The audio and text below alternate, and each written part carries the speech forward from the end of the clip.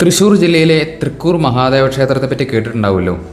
കേരളത്തിലെ ഏറ്റവും വലിയ ഗുഹാക്ഷേത്രമാണിത്. വലിയൊരു പാറക്കെട്ട്, അതിൻ്റെ നടുഭാഗം തുരന്നെടുത്ത് നിർമ്മിച്ച വലിയൊരു ഗുഹാക്ഷേത്രം, അതും 1600ഓളം വർഷങ്ങൾക്ക് മുൻപ്. ആ ഗുഹാനിർമ്മാണ കാലത്ത് മുറിച്ചു മാറ്റിയതെന്ന് കരുതപ്പെടുന്ന വലിയൊരു പാറക്കഷ്ണം ക്ഷേത്രത്തിൻ്റെ പടിഞ്ഞാറേ ചുറ്റമ്പലത്തിനോട് ചേർന്ന് കിടക്കുന്നത് കാണാം. അതിൻ്റെ ചൂടുഭാഗം കൃത്യമായി മുറിച്ചെടുത്തതാണെന്ന് കണ്ടാൽ മനസ്സിലാവും.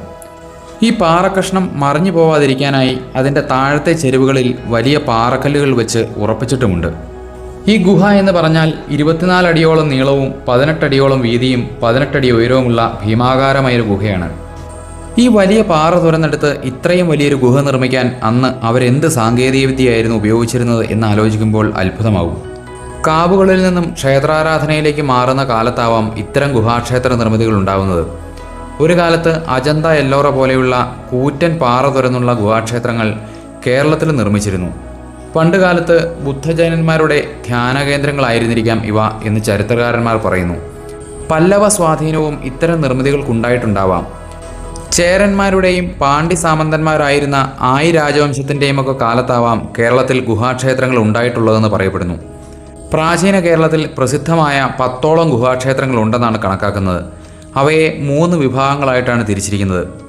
തെക്കേ അറ്റത്തുള്ള വിഭാഗത്തിൽ തിരുനന്തിക്കര, വിഴിഞ്ഞം, തൂരൻകാട്, ഭൂതപ്പാണ്ടി എന്നിങ്ങനെയും, മധ്യഭാഗത്തുള്ളവ കവിയൂർ, കോട്ടുക്കൽ, ഐരൂർപ്പാറ എന്നിവയും, വടക്കുഭാഗത്തുള്ളവ ഇരുനിലങ്കോട്, ഭരതൻപാറ, തൃക്കൂർ എന്നിവയുമായി കണക്കാക്കുന്നു.